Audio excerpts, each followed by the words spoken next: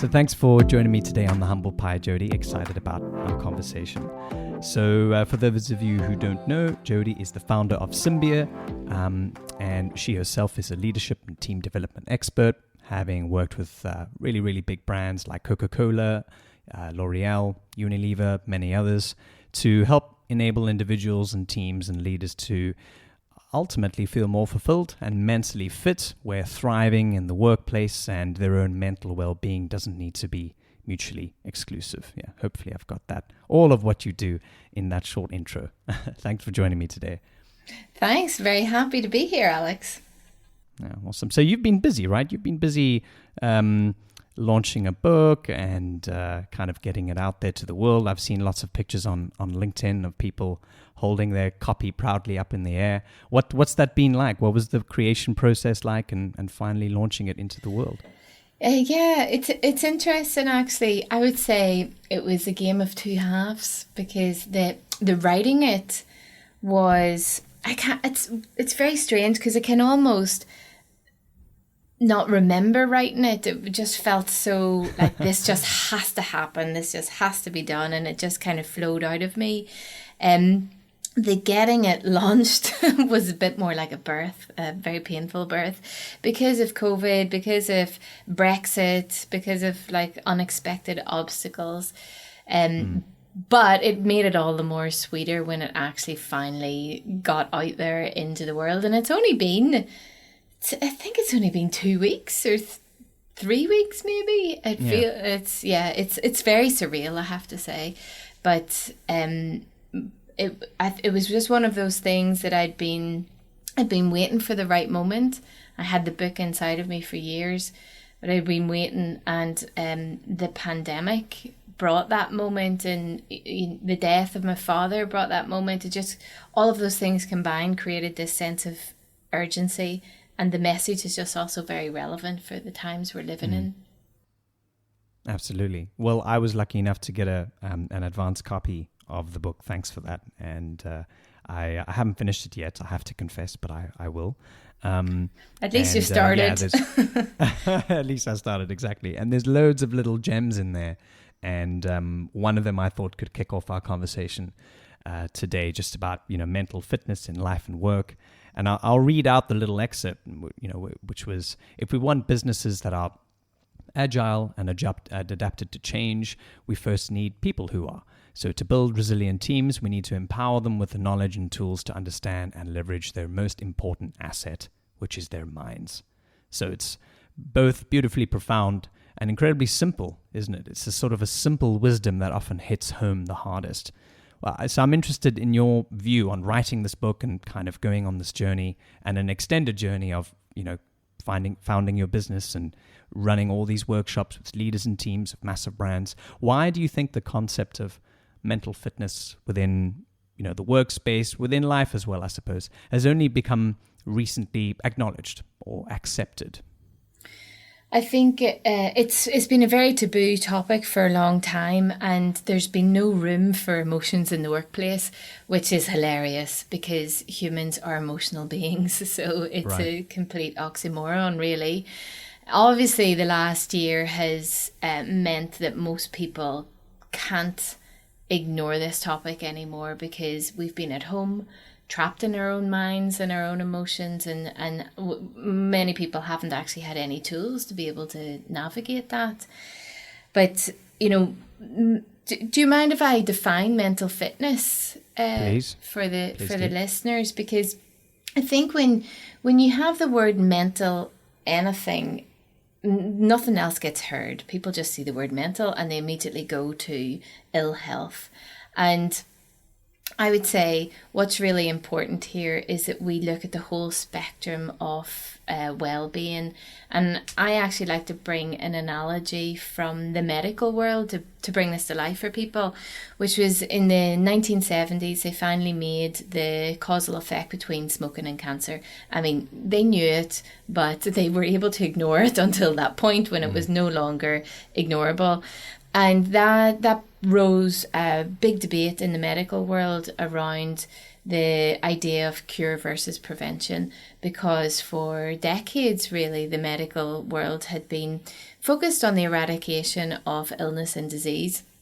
And through this causal link with smoking and lung cancer, they realised actually we need to educate people about maladaptive behaviours, and educate them not to smoke, and also to exercise and to learn about nutrition and sleep and all of these things. And if we do that, we can keep millions out of the system, save billions, and positively enhance the lives of millions of people. Isn't that a good idea? Bloody right, it's a good idea. But I am calling for us to take that same approach to our mental and emotional well-being as well. So when we talk about mental fitness, it's really about if you can visualize a spectrum in your mind. So let's imagine the left-hand side is mental ill health, right? So you might have, in a work context, you might have stress, anxiety, burnout, etc., depression. There's all sorts of things in that bucket. And focus is put on getting people from -5, -10 to 0, right? And a lot of the wellness initiatives are also really focusing about keeping people out of the mental ill health bucket. And that's fundamentally important, and it's a very underserved and underfunded area. However, it's one part of the story, because the absence of illness does not equal health. So in the book, I make the argument, and in the work that we do with leaders and teams all around the world, we make the argument that that's not enough.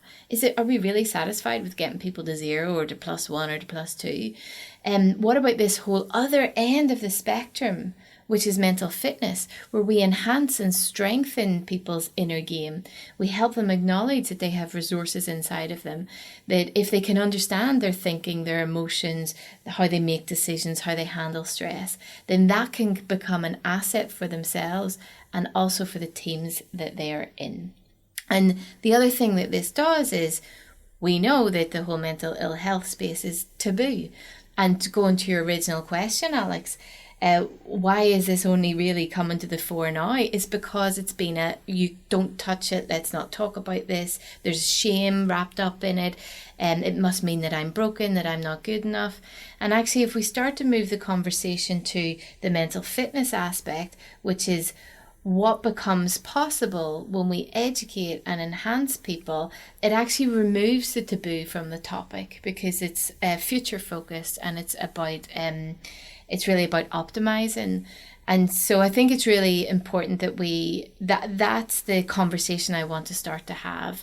And it doesn't mean we're going to take resources from the mental ill health part. No, they need more resources, but we're widening the scope of the conversation.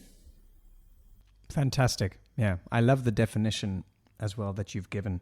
And it's almost as if you're equipping people to, as you say, not acknowledge that they're broken and, kind of go down the rabbit hole of, what might be seen as an unconstructive conversation, but rather about sort of allowing them to take better control or have a little bit more of a understanding of what they can do with the resources that they have. And typically the resources that they have, or the only ones that they have, in order to make the best of difficult situations and pressured environments and crazy deadlines and so on, which is why it's so very applicable to the workplace. I think, and it's interesting for me as well, what you were saying is this idea that people can treat their minds and treat themselves as assets that need to be taken care of, just like you'd need to take care of a beautiful vase or, a luxury piece of jewelry or something like that. You take the utmost care with what you have in order to not break it. And maybe, that is the big shift in mindset, where people now are equipped with these precious resources rather than seeing them as just pawns on a table, right? Absolutely. And this is the reframe that we're trying to create.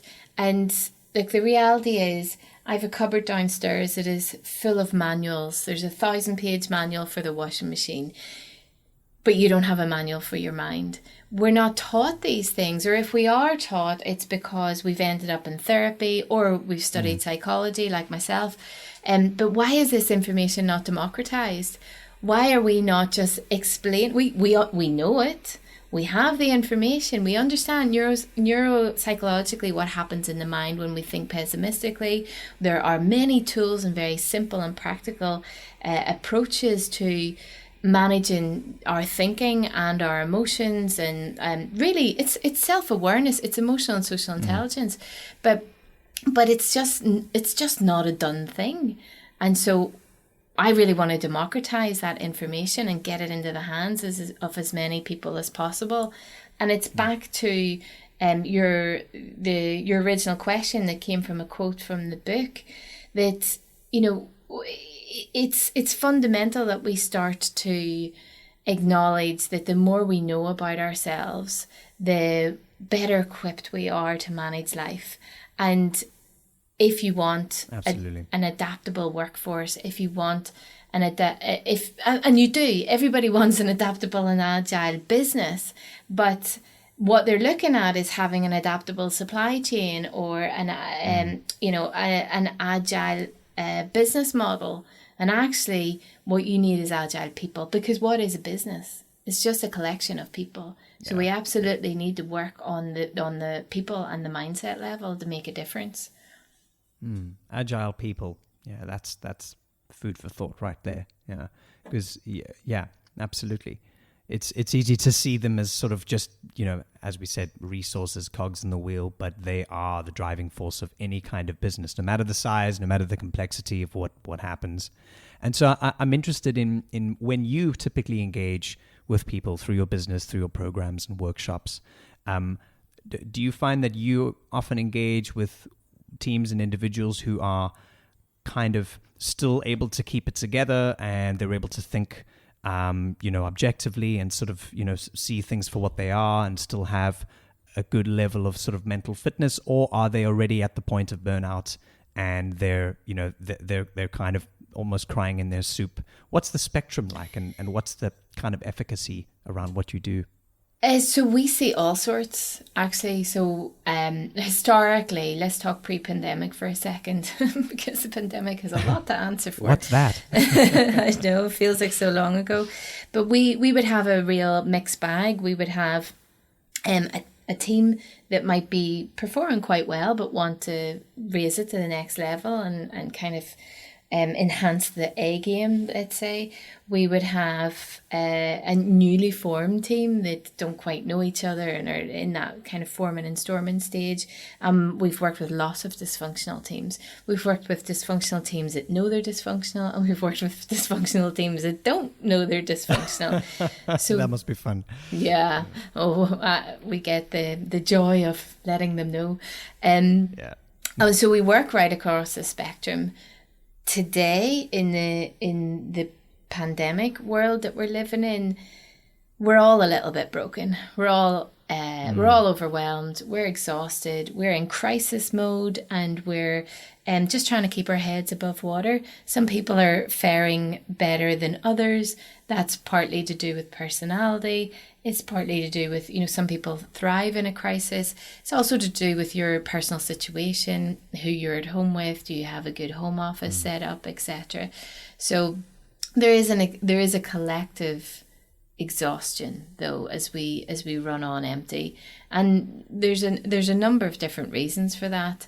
One of which is we're not equipped mentally and emotionally with the right tools. The other is we leaders, I'm going to say this, it's controversial, leaders are not making tough choices. They're just trying to do everything because no one can predict the future, and therefore we are stretching people horizontally instead of stretching them vertically. So when you stretch people horizontally, they just do a lot of stuff with like 10%. And the other thing that we observe, because we run workshops with teams, but we also run capability sessions, interactive webinars. We might have 20 people on a webinar. We might have 1,000 people on a webinar. So my background's research. So I'm always asking questions, always doing polls, getting feedback. And we ask people, okay, in the last year, Do you feel like you have more or less the same amount of meetings, less meetings, more meetings? Oh, more, absolutely. Thousands. There's way more meetings. Okay. What about emails? Oh, there's an avalanche. Every time I look at my inbox, there's 30 more emails. Okay. What other ways do you communicate? Well, Teams, there's constant Teams messages, WhatsApp messages, getting phone calls all the time. It's never ending. Okay, right. So do you feel like you're working harder? Absolutely. Do you feel like you're achieving more? No. And so we're caught in this busy trap. And I have a hypothesis around it. One is we're not managing ourselves properly. People think you have to manage time. You don't manage time. That's an illusion. You manage yourself. And a big part of that is how you defend your focus, because most of us are leaving ourselves wide open to distractions, and then we wonder why we feel all dizzy and we can't concentrate. The other I've already mentioned is leaders aren't making the tough choices. Yes, they're making choices between that $16 million opportunity in Indonesia and the $6 million opportunity in Brazil. But, the cleaner can make that choice. Are you making the choice between this 16 million opportunity over here and this 16 million opportunity over there? No, you're going after both and you're burning out your people. So that's the second reason. And the third reason is we are now sat in meetings with our keyboard in front of us, which is the biggest tempter of all. And that is the biggest distractor of all, because we're sat in a meeting. Let's say there's 10 people in a meeting for 1 hour, right? I guarantee you those 10 people are not in that meeting. They might flip in for 5-10 minutes. They hear a buzzword, they'll say something, then someone else will say something, then they'll mentally zone back out and they'll get in their email, sending Teams messages, maybe looking at Listening an Excel. in the background. Yeah. And so now we have a very ineffective meeting. Not only that, though, we have 10 people sending emails to other people. And by the way, we know simultaneously there's thousands of meetings going on at any one time when we've got that biggest temptation at our keypad. And by the way, it's not coming from a bad place. It's coming from a good place. It's coming from a place of, I am overwhelmed. I don't know how I'm going to get all my work done. So I'm just going to quickly do this because this part of the meeting doesn't really relate to me. And before you know it, you've checked out of the meeting. And so we have ineffective meetings, an avalanche of communication because it's not the work. Email is not the work. Everybody thinks it's the work, but it's an illusion. And then we come out of our meeting to a landslide of emails and Teams messages or WhatsApp messages. And actually, we're all part of the problem, and we're also all part of the solution. So if we can commit to being present in a meeting, and if we can acknowledge that the keypad is the temptation, and just like hardcore drugs, we need to say no, we will go a long way in actually removing this sense of overwhelm that we constantly have. Wow. I feel for me, and I'm sure for others as well, you really just hit the nail on the head there with the keyboard in front of you, in the meeting. In fact, sometimes for me, I find that I send the most emails during meetings. Yeah. That's crazy. I know. And you know what? And I'm listening, and you're kind of sort of getting things done, and you're paying maybe 20% attention, and you get the key points, but of course you're missing all the nuances. You're missing all the little kind of moments for meaningful interaction, which is the point. And that's just crazy. Like you said, you zoom out and that's insane. And hands up, by the way, I'm not here as a judger. I am guilty as well. I'm aware of it though, and we'll do this at the beginning of our webinars. We run a session called Defending Your Focus. And people are on the session called Defending Your Focus. I love that phrase, by the way. Oh, yeah, very cool. Yeah. Thank you. And they are doing different things, and I call them out on it because it's very funny, but it's also, we can all relate to it, and we get them to just move your laptop 2 inches forward, fold your arms, get a cup of coffee, settle in. This is going to be good, I promise you. And it's like a nicotine patch. I know, that's what it's like. Yeah. But like I said, we're part of the problem, and we're also part of the solution. And if we can start to see how our own habits are there's a responsibility there and an accountability there that we, completely, if we pay attention to, we can start to mitigate. Yeah, absolutely. It's so interesting how this overwhelm and overwork kind of culture has, I mean, it's probably been around for a long time anyway, but, you know, it's just, I think it's become more visible now how much we work and how much we're committed to our work. And there's many good reasons why that is the way that is. But I think I saw a quote a couple of weeks ago, I can't remember where it came from, but somebody said, I can't wait to go on holiday. I'm going to finish so much work. You know, and this idea that vacation is now the time to get things done because there's just no time when you are working to get that done. And so we're carrying this sort of, this kind of mental weight around with us, or rather this kind of to-do list constantly, like an albatross around our neck. And I'm sure you see that constantly, you know, and all the justifications and all this sort of negative mental thinking around that. Now, what would you say to someone who might be listening who is absolutely identifying with everything we've, you know, just gone through in the last few minutes? How are some of the what are some of the initial steps they can take to start mitigating that, to get into a healthier frame of mind? Great question. So the first thing I will say is this: there's always going to be more work. There's always going to be more emails. There's going to be more PowerPoints. There's going to be more meetings. There's always going to be more that you can do. The sooner you accept that, the better, because the work is always going to be there. That means you need to set your limits. And no one else is responsible for that, by the way. We want to blame our boss. We want to blame our company. We want to blame our clients. We are responsible for putting the red line down or not putting the red line down. So that's the first thing I would say. And also, by the way, there's this like illusion of, oh, I need to get to inbox zero, or I just need to do this one last thing. Oh, but, that's me. Right? Back to being part of the problem. So you sit there trying to get to inbox zero. 5 minutes later, what happens? Emails, because you're part of the problem. It's a chain reaction. So again, it's another illusion. So, but I understand the concept, right? The psychological concept is we want completion, we want closure, so that we can mentally walk away. And there is a term, and I can't remember because it's a very difficult term. But the more standard language for it is called open file syndrome, right? That is something that happens in our mind. If we feel like there's something that's open that we haven't completed, it will play over in our mind, and we just feel this sense of anxiety. So we want to finalize it. So I encourage people to. Well, the other point I'm going to make, so the first one is there's always going to be more work. So you need to set your limits. You need to draw your lines. The second point I'll make is those lines used to exist.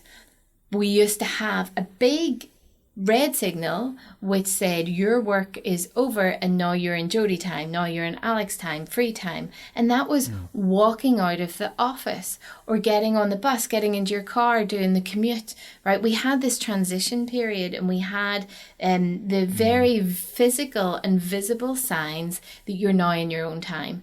Of course, with the pandemic, that has disappeared, and we haven't consciously acknowledged it, and we haven't consciously replaced them. So we need to replace those signs in our life. And in our workshops, we get people to do this, and people come up with all sorts of really imaginative things, actually. So we had one guy who he decided he was just going to get dressed for the office every day, even though he wasn't going to the office. And at 6 o'clock, he was going to change into like his casual clothes. And that's a great signifier. But, you know, that also takes effort. We have other people who just put their slippers on. If you put your slippers on, that means I'm in my relaxed mode now. I'm no longer in work mode. We've got others who have a special drawer for their laptop. They shut the laptop down, put it in the drawer, and that's it. They're not allowed to revisit it until tomorrow. Myself, the office is upstairs. There's nothing else upstairs. So when I come down the stairs, I have a stair gate. The stair gate gets closed. I'm not allowed to go back up the stairs. We have to do this for ourselves. Otherwise, we will always work. And here's the thing. On our deathbed, we're not going to say, I wish I had worked a bit longer. I wish I had written more emails. We're going to say, I wish I had have spent more time with my kids. I wish I had have learned more. I wish I had have hung out with my friends and my family more. I wish I had have been braver. And actually, we know this is what they say because there's an analysis done with nurses. I was going to say paleontologists. That's dinosaurs. It's possible. What do you call nurses? End of life. Healthcare workers? No, end of life nurses. I should know this from my dad.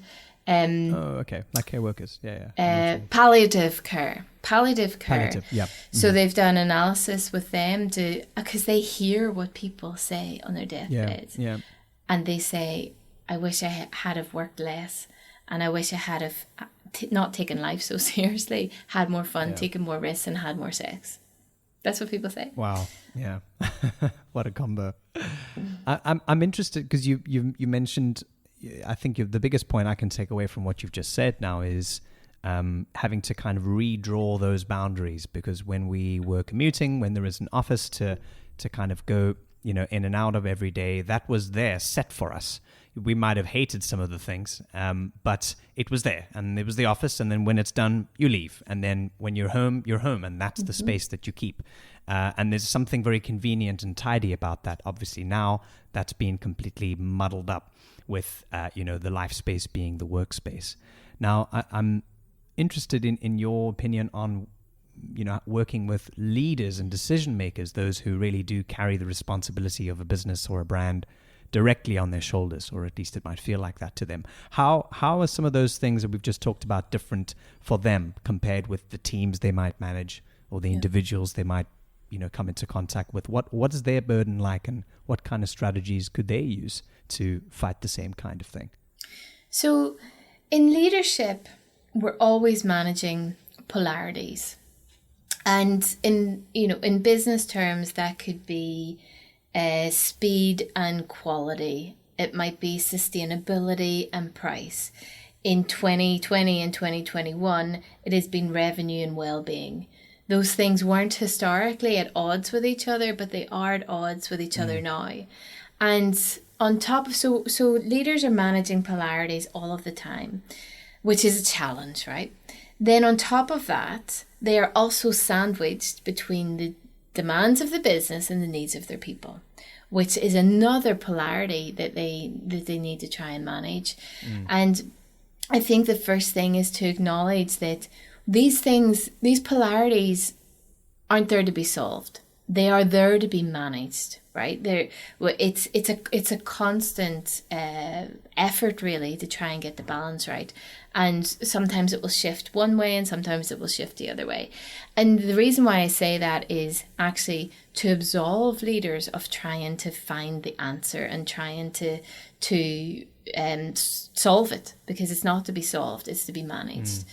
And then the other thing I would say is leadership can be quite solitary, because you feel that you need to know the way, need to have a clear vision, need to rally the team, need to make hard decisions and be kind of pass down different briefs and different challenges that you might know that your team aren't going to be happy with.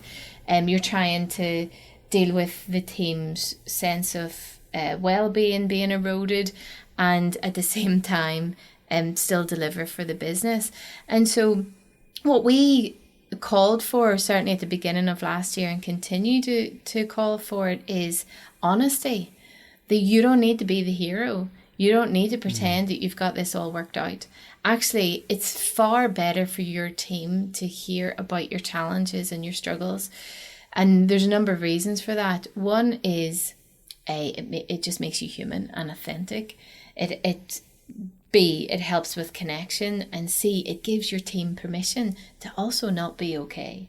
And that was one of the biggest things that we've been sharing through the last year and a half. And I keep thinking, okay, that's an old message now, it's no longer relevant, but it's still relevant, which is it's okay not to be okay. We are not working from home. We are working through a pandemic, trying to look after our families, trying to do and be all of the things we need to be.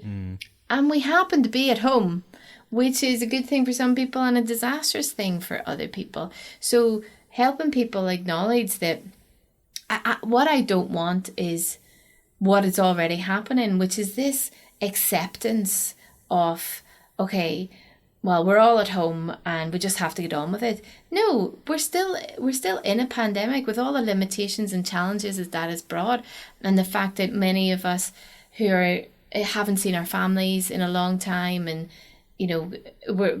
because it's such a global workforce, people are living in different countries, and and what we were talking about earlier, people are working 13, 14, 15-hour days because they can't switch off, because they don't have the tools to set the lines, and because they feel guilty.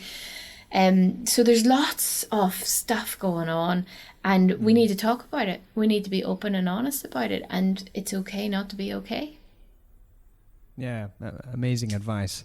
I think as well, what adds to that sense of isolation that you mentioned that leaders might feel, and this could be any leader, it could be the leader of a startup of 5 people, or, an organization of 50,000 people, is the sense that I think often the role of the founder, especially the founder or the CEO kind of level, is often glorified as this sort of fast-thinking change maker, Elon Musk kind of risk-taking and just having fun while being brilliant at the same time. There's a sort of a YouTubeification of that, isn't it? Even though maybe 95% of people don't really fit that profile. You get so many different types of leaders.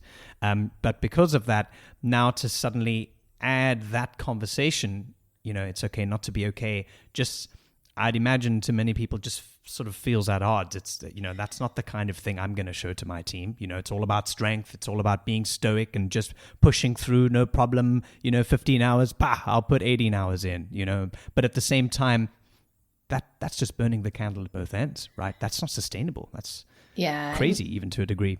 No, and you're absolutely right. There is a dissonance in leaders' mind as to the image they want to portray and the reality of what they feel. And, that shows up as an incongruency in our body. And the sooner that we acknowledge that and actually just be human, it bursts the illusion. And the illusion isn't a good thing anyway. So I don't know why we want to propagate it. So it's far better for us to be open and honest. Now, what I will say is, and we've set up these guardrails really for leaders in the past, which is, it doesn't mean that if you're really anxious and upset, that you show up really anxious and upset and freaking out and panicking. And so I think it's important to verbalize, but not necessarily to show, right? It's the same with our children, right? We want to tell them that we're upset or we're disappointed or we're tired or then we're angry, but that will land better than actually just being all of those things. Because if you be all of those things, what it brings to your team then is this disconcertion and uncertainty. And if they haven't got it together, I don't have it together, and panic. But we can, and often it's good to do it kind of post-rationally, which is, last week I had some trouble sleeping and I realized this, and this is what I did about it. Brilliant. You're educating people that they should be tuned in to their needs and that they have permission to adapt in order to bring out the best in themselves. So leaders are role models, and they need to role model the challenges as well as the successes. Absolutely. Yeah, it's so well said. It's the role model isn't a godlike figure that only exists in sort of fairy tales, but it's just another human who's just like you. And I think that's what you're getting at. That's what makes a team feel like they're connected to them. And then when they're connected more through the challenges, but not just the successes, then it's a lot easier to make it through. Yeah, absolutely. I'm interested in your thoughts on a sort of a separate question. One of my sort of podcast sort of social media heroes, his name is Naval Ravikant, a very interesting, amazing guy. And he has this saying that the objective of the game of life is to be free of it, to be free of, the kind. So when we do the hard things, the difficult things like hard work, competition, conflict with, between each other, when we take on stress, when we take on the things that are maybe bad for us in the short term, it's ultimately because the rewards that they bring or that come after that, such as money or wealth or health or just time, will allow us to be free from needing to do those hard things anymore. And so it's kind of, a beautiful philosophical thought. I wonder, what is your take on that? Maybe even personally for you, what is your kind of optimal balance? What are the things that you want to be free of? So it makes me think of a story. I want to say a parable. I don't really know what the right terminology for it is, but that really resonated with me. And I think it's very similar to what you've just shared, which is the story of the fisherman and the Brazilian businessman, where there was a Brazilian businessman on holiday on a beach in the north of Brazil, and it was a very desolate area, and he would just sit on his sun lounger every day, and each day he'd be reading a book, and each day from behind him there was a pathway that a fisherman came, and he would go down and he would fish, and it would change each day. So some days he would be there for hours, some days he would be there for half an hour. But ultimately, once he got 4 fish, he left, right? So it could be 5 minutes, it could be 10 hours. And the businessman watched him do this every single day and always thought, I should talk to him.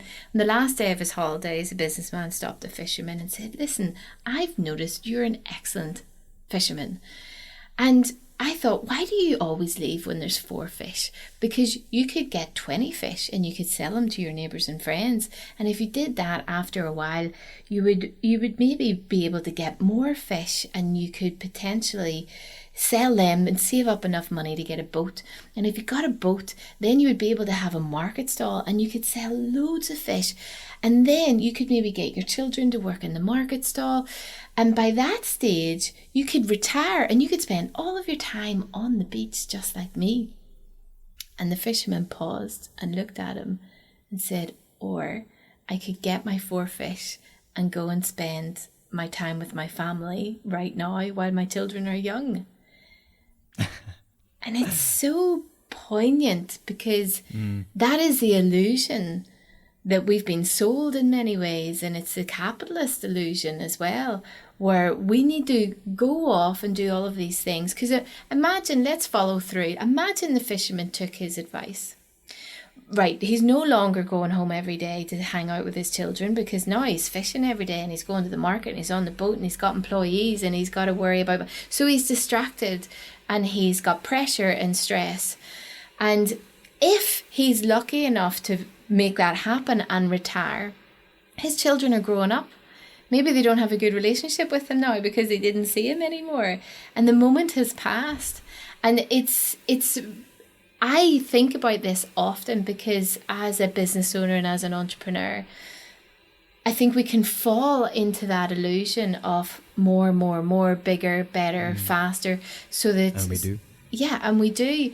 And I have an excellent coach, Rebecca Ching, and we were talking about this recently, and she asked me a wonderful question, which was, how much is enough? And I said, this is enough. This is enough.